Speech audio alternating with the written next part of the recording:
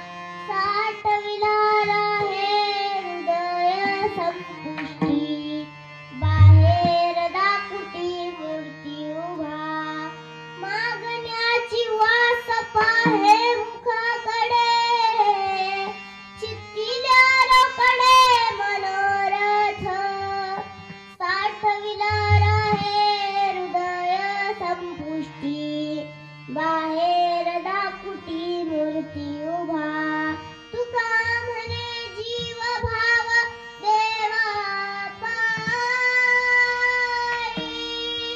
ठेवणीत काही न मागती साठविला रहे हृदय संपुष्टी बाहेर दाकुटी मूर्ती उभा विठ्ठल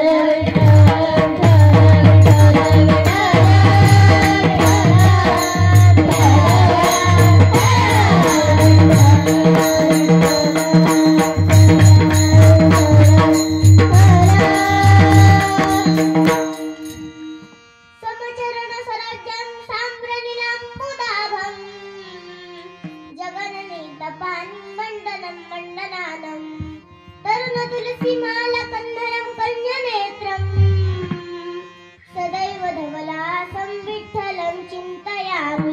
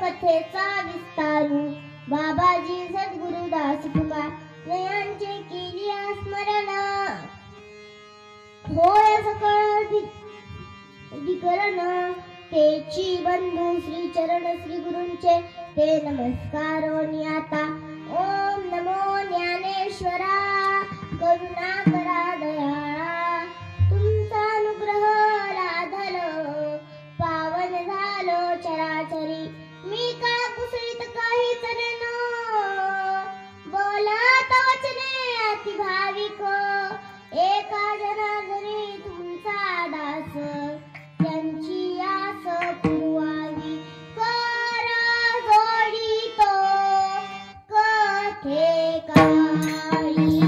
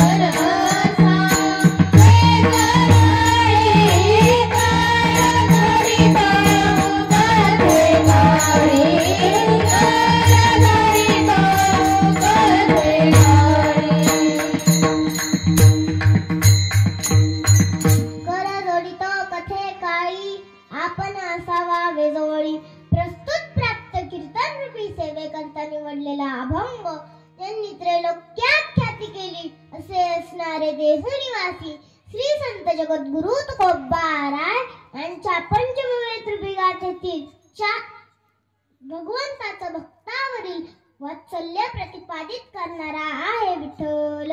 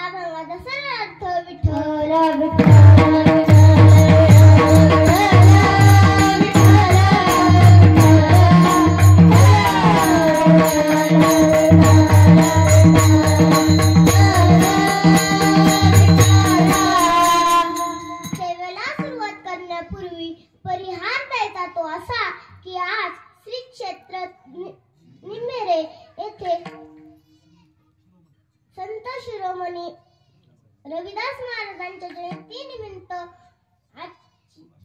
सुरू असलेला हा कीर्तन महोत्सव यातली पहिल्या दिवसाची कीर्तन सेवा माझ्या वाट्याला आली म्हणून मी आज आयोजकांना धन्यवाद देते। तसेच माझे गुरुवर्य श्री चितळकर सर यांचे मी ऋण व्यक्त करते।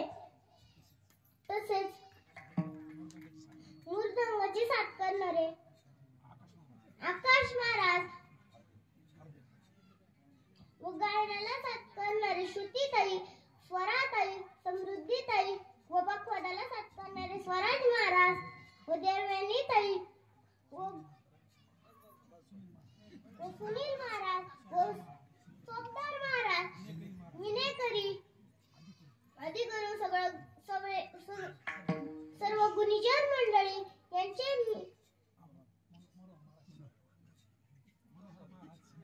मनोहर शिनारे आदी करून सर्व गुणीजन मंडळी यांच्या पायावर मी नतमस्तक ठेवून सेवेला सुरुवात करते। मस्तक हे पायावरी वर करी संतांचा, वर करी संतांच्या, वर करी संतांच्या। मस्तक हे पायावरी वर करी संतांच्या, वर करी संतांच्या, वर करी संतांच्या।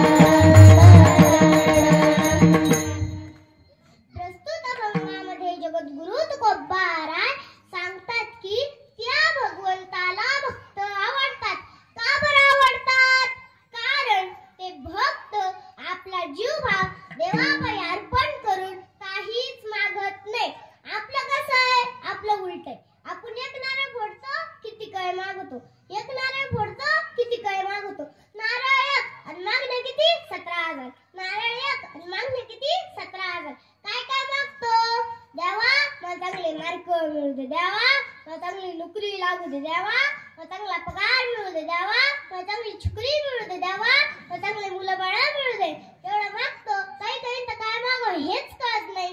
एक लाकूड तोडा असतो, रोज जंगलात लाकडं तोडायला जायचा, ते लाकडं घेऊन बाजारात विकायचा, जे त्याला पैसे येतील ते बायकोच्या हातात द्यायचा. असंच तो जंगलात लाकडं तोडायला गेला, तो खूप फिरला पण त्याला काय वळायला झाड भेटेना, कारण की ओलं झाड तोडू नये. झाडांचे आपले अनंत उपकार आहे. झाडांपासून आपल्याला फळं मिळतात, जनावरांना चारा मिळतो, कोळसा मिळतो, इमारतीसाठी लाकूड मिळतं. झाडांच्या वनस्पतीपासून आपले मोठ्यात मोठे आजार बरे होतात. झाडांचे आपल्या अनंत उपकार आहे. एका माणसाला कमीत कमी 5 झाडांचा ऑक्सिजन लागतं. एका माणसाने कमीत कमी 5 झाडं लावले पाहिजे. बरं नाही लावले तर त्याला मेल्यावर जाळायचं कसं? द्यायचं उलट टाकून. मासे खातील, कावळे खातील,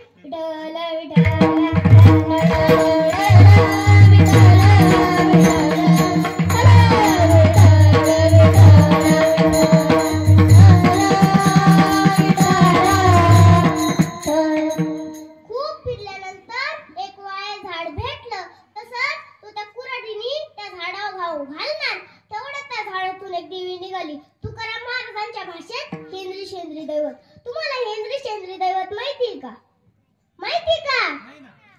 ते नाही का कुठं बांधाच्या कडाला दगड घेत्या, त्याला शिंदूर लावित्या, म्हणतात झाली म्हणे, झाला मुसोबा. तुकाराम महाराज म्हणतात तसे दैवत आपल्याच पोटाला मागे. हेंद्री शेंद्री दैवते कोणती भूमी भूते केले आपल्या पोटाची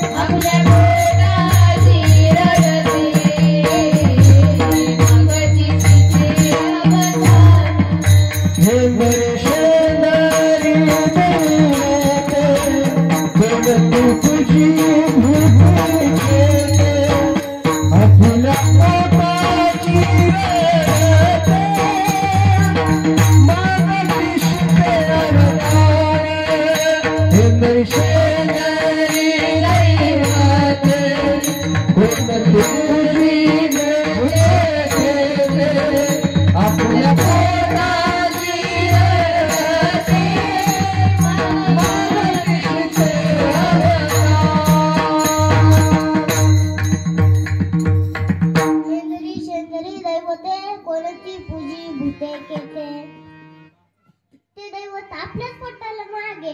ती देवी आपल्याकडेच उलट भक्ताकडेच मागती. काय मागती? द्या भक्ता मला 2 पायाचं दे, भक्ता मला 4 पायाचं दे. 2 पायाचं म्हणजे तुम्हाला माहिती का? कोंबड. आणि 4 पायाचं म्हणजे तुम्हाला माहिती का? बोकड. तशीच एक देवी त्या झाडात राहत होती. ती त्याला म्हणाली तुला जे मागायचं ते माग, पण हे झाड का तोडू नको. तो म्हणला नाही मी हे झाड तोडणारच, नाही तर संध्याकाळी माझी बायको मला घरात घ्यायची नाही. ती म्हणाली तुला तेवढे पैसे देते, परत लाकडं तोडायची गरज नाही पडणार, पण हे झाड का तोडू नको. तो म्हणला थांब मी माझ्या बायकोला विचारून येतो. तो गेला घरी. म्हणाला मी एक झाड तोडायला गेलो, त्याच्यातून एक देवी निघाली. ती मला म्हणाली तुला जे मागायचं ते माग, पण हे झाड का तोडू नको. मग मी काय मागू? बायको आली रागात. त्याच्या हातात धड मुडी नाही, धड पैसे नाही. बायको आली रागात. ती म्हणाली तुम्हाला विचार करायला जरा डोकं कमी आहे, पण अजून एक डोकं मागा, अजून 4 हात मागा काम करायला. तो गेला त्या देवीकडं. म्हणाला मला अजून एक डोकं दे, अजून 2 हात दे. ती म्हणाली असं काय अडवाणी मागतो ते, तुझ्या जीवाला माग पडत. तो म्हणला नाही माझ्या बायकोनं जर सांगितलं तसंच मी करणार. ती म्हणली तसंच तू. त्याला आला अजून एक डोकं, अजून 2 हात. तो गेला कॉलर टाईट करून बायकोला दाखवायला घरी. रस्त्यात खेळताना पोरांनी पाहिलं, सगळे ओरडायला लागले गावात भूत आलं, भूत भूत. सगळे गावकरी जमा झाले. त्याला दगड मारून टाकलं. म्हणजे त्याला काय मागव हेच कळलं नाही. काही मागाच्या बाबतीत लय हुशार असतात. पांडुरंगाच्या दारात भिकाऱ्यांची लाईन लागले. त्याच्यातले एक भिकारी असाच एक दिवस मला 10 रुपये द्या. मारत होते चॅप्टर. ते म्हणाले आम्हीच भिकारी, तू भिकाऱ्यांकडे भीक मागतो. त्या पांडुरंगाच्या दारात आम्हीच भीक मागतो. तू त्या पांडुरंगाकडे जाऊन पाय, तो पांडुरंग कसा आहे? उदार आहे. तो सगळ्यात द्या करताच बसलाय. आंधळ्या पांगळ्यांचा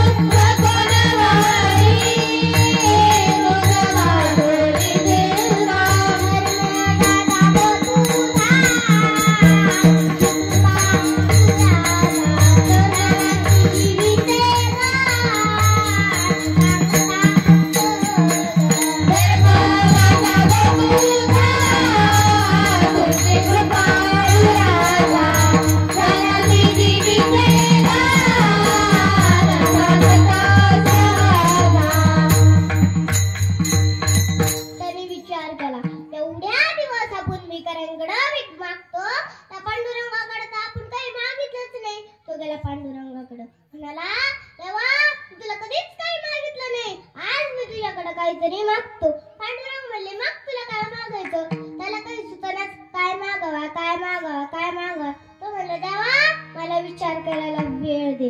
तो रात्रभर विचार करीत बसला. म्हणाला, मला माझ्या नातवाच्या डोक्यावर राजछत्र पाहायचंय. त्याला काय काय द्यावं लागलं? त्याला बायको द्यावं लागली, त्याला पोरं द्यावं लागले, त्याला राजछत्र द्यावं लागलं, त्याला नातू द्यावं लागले. तेवढं सगळं जगला पाहिजे, एवढं सगळं आयुष्य त्याला द्यावं लागलं. म्हणजे तो कसा मागायच्या बाबतीत हुशार होता. पण आमचे तुकाराम महाराज असं काही पण काही मागायला मोकळे नाही. आमचे तुकाराम महाराज देवाला सुद्धा नाव ठेवतात. एकदा काय झालं, एक बळीराजा होता, तो लय पुण्यवंत होता. सगळ्या देवाला याची भीती होती की तो त्याच्या पुण्याने स्वर्गाचा राजा होतो की काय. सगळे गेले ते भगवंताकडे. म्हणाले, देवा एक बळीराजा आहे, तो लय पुण्यवंत आहे.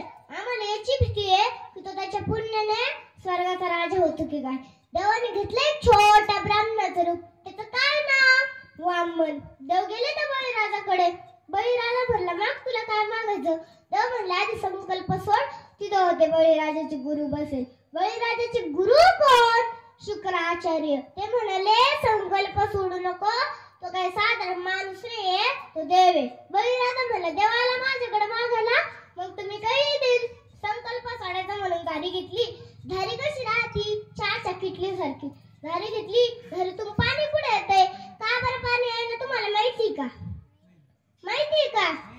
शुक्राचार्य छोटे झाले, त्या झाडीत जाऊन बसले पाणी होणे म्हणून. ती होती काडकी. बळीराजाने घेतली ती काडकी, घातली त्या झाडीत. फोडला शुक्राचार्याचा एक डोळा. आडला मननी फोडियला डोळा, आडला मननी फोडियला डोळा, आडला मननी फोडियला डोळा, आडला मननी फोडियला डोळा. डोळीने अंधारा शुक्र केला, डोळीने अंधारा शुक्र केला. आडाला म्हणून फोडियेला डोळा,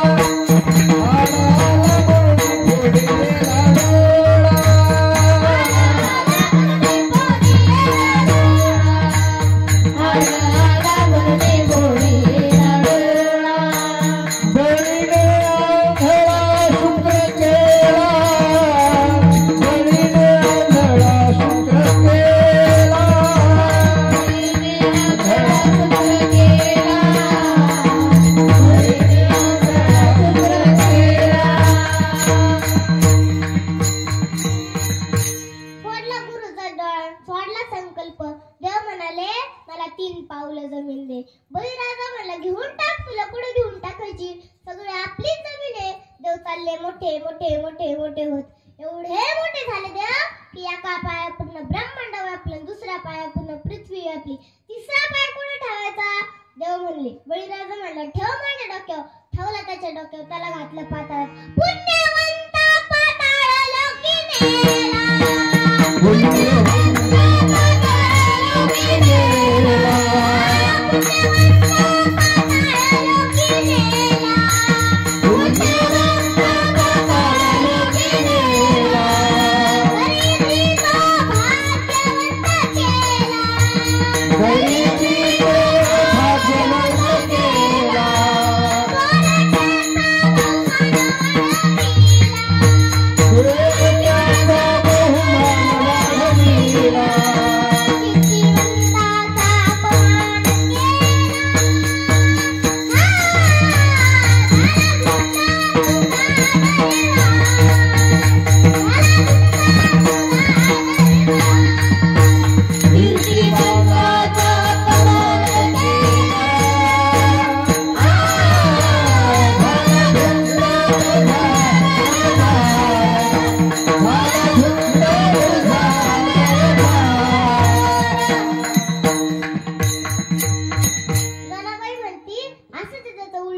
जो गरीब होता त्याला सोन्याची नगरी देऊन टाकली, जो चोरटा होता त्याचा बहुमान वाढवला.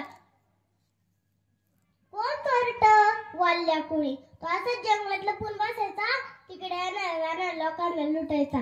असाच एक दिवस त्या जंगलात नारद आले. हा गेला नारदाला लुटायला. म्हणाला चल तुझ्याकडे काय पैसे अडके ते काढ. नारद म्हणले अरे बाबा माझ्याकडे काहीच नाही. तो म्हणला असं कस काय? माणसाकडे काही ना काही असतं. जटात लपून ठेवलं असं, विण्यात लपून ठेवलं असं, धोत्रात लपून ठेवलं असं. नारदांकडे खरंच काही नव्हतं. नारद म्हणले अरे बाबा जीवन जगण्याकरता काहीच लागत नाही. तो म्हणला असं कस काय? माझ्या माग माझी बायको आहे, माझी लहान लहान पोर आहे, माझे आई बाप आहे. नारद म्हणले त्यांना विचारून पाय तुम्ही माझ्या पापाला वाटेदार होशाल का? तो गेला घरी. म्हणाला तुम्ही माझ्या पापाला वाटेदार होशाल का? ते म्हणले नाही तू पाप केलं तूच फेड. हा नारदांना शरम गेला. म्हणाला नारद मुनी मला उपदेश करा. नारदाने त्याला उपदेश केला. म्हणाला राम जन्माला यायच्या आधी तू रामायण लिहून ठेव. त्यांनी राम जन्माला यायच्या आधी रामायण लिहून ठेवलं. शेवटी रामचंद्र प्रभूंनाही तसंच करावं लागलं. केले रामायण रामायण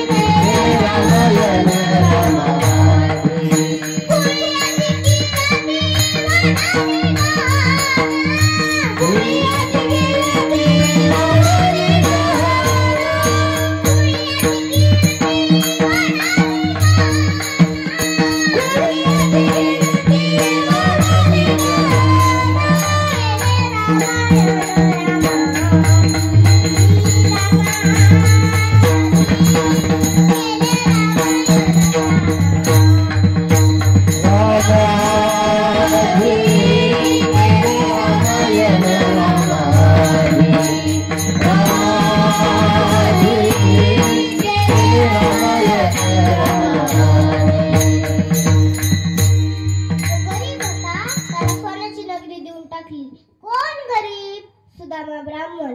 एक दिवस सुदामा ब्राह्मणाला कृष्णाला भेटायला जायचं होतं. कोणालाही भेटायला जाताना मोकळ्या हाती जाऊ नये. कोणाला भेटायला जाताना मोकळ्या हाती जाऊ नये. देवाला भेटायला जाताना मोकळ्या हाती जाऊ नये. राजाला भेटायला जाताना मोकळ्या हाती जाऊ नये. गुरुला भेटायला जाताना मोकळ्या हाती जाऊ नये. लहान बाळाला भेटायला जाताना मोकळ्या हाती जाऊ नये. आजारी माणसाला भेटायला जाताना मोकळ्या हाती जाऊ नये. कोणालाही भेटायला जाताना मोकळ्या हाती जाऊ नये. आता कृष्ण राजा पण देव पण, त्याला भेटायला जाताना आपण मोकळ्या हाती का बरं जायचं? तिथं होते पोय. सुदामा ब्राह्मणाच्या बायकोने दिले ते पोय. ते कसे? सुके. थोडे दिले एका उपरण्यात बांधून. थोडे पोय आणले कुठं सांगायचं? कृष्णाने ते पाहिलं, उचकलं, ते खाल्ले. सुदामा देवाचे पोहे पकी मारी कोरडे, पकी मारी कोरडे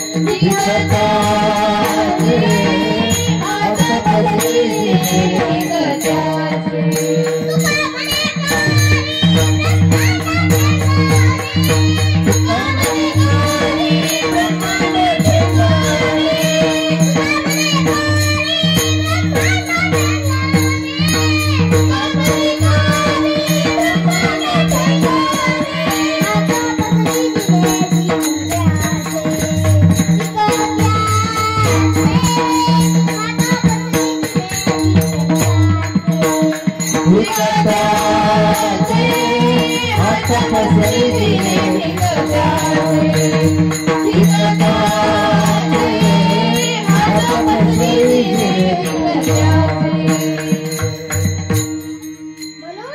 तुकाराम महाराजांना काही मागितलेलं आवडत नाही. तुकाराम महाराज म्हणतात, आमच्या वडिलांची रीत आहे काही मागणे आम्हा अनुचित. वडिलांची रीत जाणत असे म्हणून आमच्या भक्तांना काही मागितलेलं आवडत नाही. ही गोष्ट महाराज अभंगाच्या शेवटच्या चरणात सांगतात. तुका म्हणे जीव भाव देवा पाई, तुका म्हणे जीव भाव देवा पाई, तुका म्हणे जीव भाव देवा पाई, तुका म्हणे जीव भाव देवा पाई, तुका म्हणे जीव भाव देवा पाई, तुका म्हणे जीव भाव देवा पाई, तुका म्हणे जीव भाव देवा पाई, तुका म्हणे जीव भाव देवा पाई. देवनीचे काही न मागती,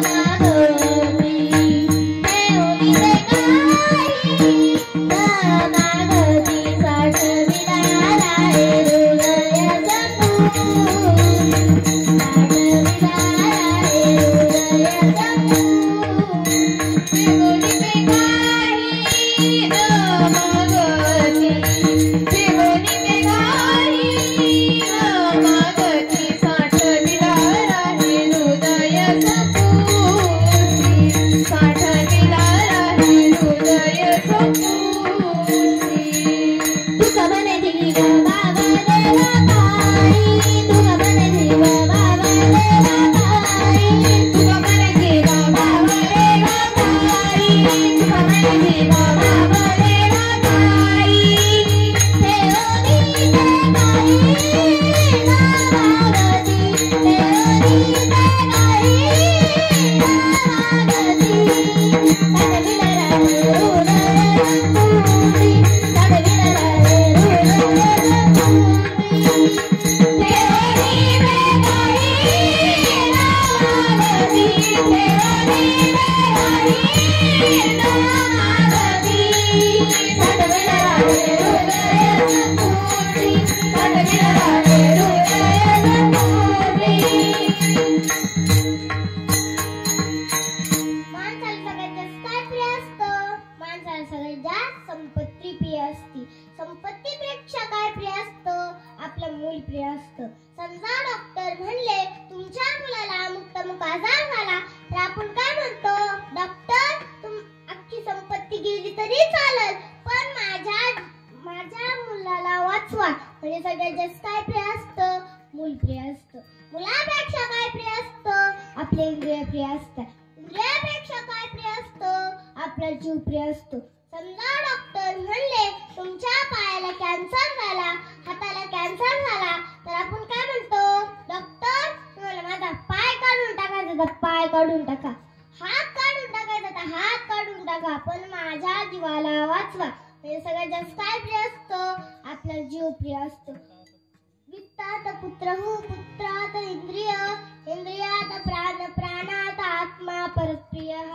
तोच जीव आमचे भक्त त्या देवापायी अर्पण करून त्या भगवंताकडे काहीच मागत नाही. देवनीचे काही न मागती, न मागती, देवनीचे काही न मागती, न मागती, देवनीचे काही न मागती, न मागती, देवनीचे काही न मागती. तुका म्हणे जीव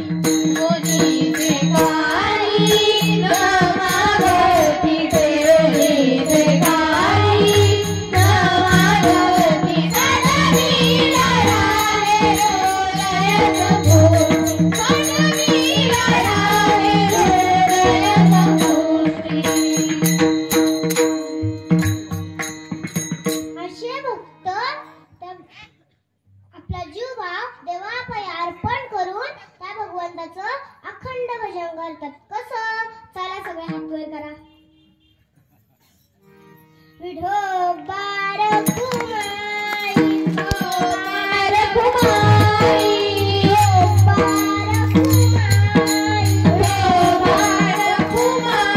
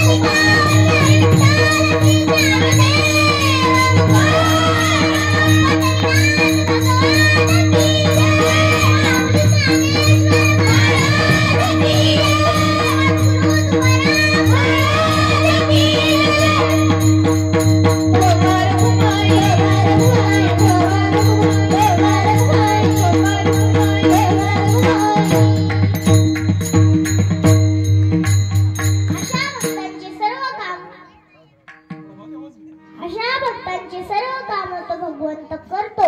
काय काय काम करतो? फिरविले देऊळ जगामाची ख्याती, फिरविले देऊळ जगामाची ख्याती, फिरविले नामदेवाची दूध प्याला, नामदेवाची दूध प्याला, नामदेवाची दूध प्याला, नामदेवाची दूध प्याला, फिरविले देऊळ जगामाची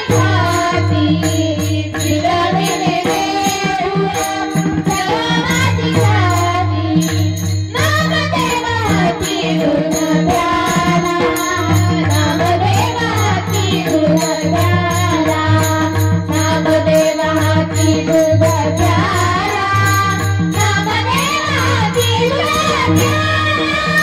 हरी हरी म्हणते नरसिंहे आत्याची, हरी हरी म्हणते नरसिंहे आत्याची, धनाची तात्याची शेत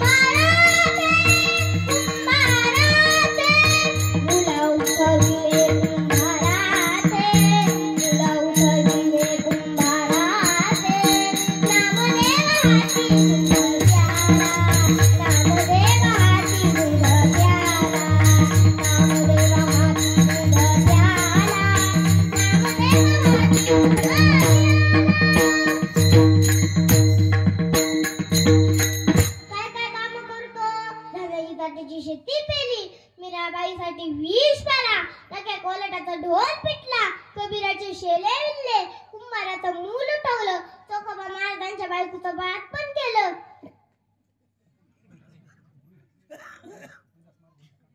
रोहिदास महाराजांच्या काठोडीत गंगा उत्पन्न केली. नामदेव महाराजांच्या हाती दूध पिला. एकदा काय झालं, नामदेव महाराजांच्या वडिलांना कुठेतरी बाहेर गावाला जायचं होतं. त्यांनी नामदेव महाराजांना सांगून ठेवलं होतं, उद्या सकाळी तू दुधाचा निवेद देवाला घेऊन जाय. ते सकाळी उठले, गाईचं दूध काढलं, सोन्याच्या गड्यात भरलं, गेले देवाकडं. म्हणाले, देवा दूध पी. ती दगडाची मूर्ती ती कुठं दूध पिती? त्यांना वाटलं देव आपल्यावर रुसले का काय. ते लागले डोकं आपटायला, म्हणाले, दूध पियो मोरे गोविंद लाला, दूध पियो मोरे गोविंद लाला, दूध पियो मोरे गोविंद लाला, दूध पियो मोरे गोविंद लाला, गोविंद लाला, गोपाल लाला, गोविंद लाला, गोपाल लाला, दूध पियो मोरे गोविंद लाला, दूध पियो मोरे गोविंद लाला, गोविंद लाला, गोपाल लाला, गोविंद लाला, गोपाल लाला, दूध पियो मोरे गोविंद लाला, दूध पियो मोरे गोविंद लाला. काला बछडा कपिला गाय, काला बछडा कपिला गाय, दूध दुहावत नाम गाय, दूध दुहावत नाम गाय, दूध पियो मोरे गोविंद लाला, दूध पियो मोरे गोविंद लाला. सोने का गढ़वा दुधाने भरिया, सोने का गढ़वा दुधाने भरिया, पियो नारायण हाथी भरिया, पियो नारायण हाथी भरिया, दूध पियो मोरे गोविंद लाला, दूध पियो मोरे गोविंद लाला.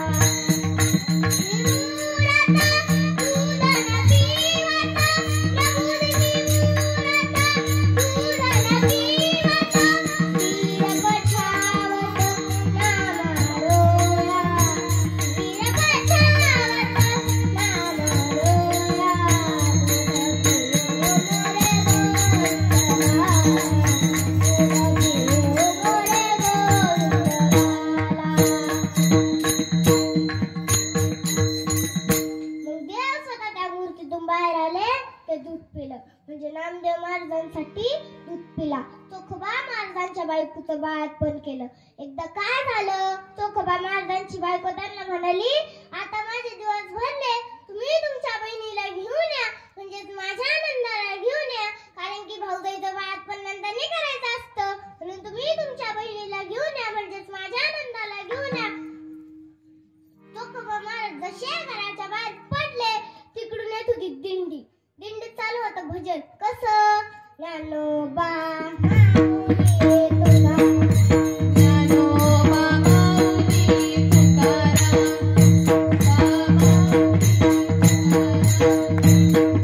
माऊली तुकाराम, तुकाराम,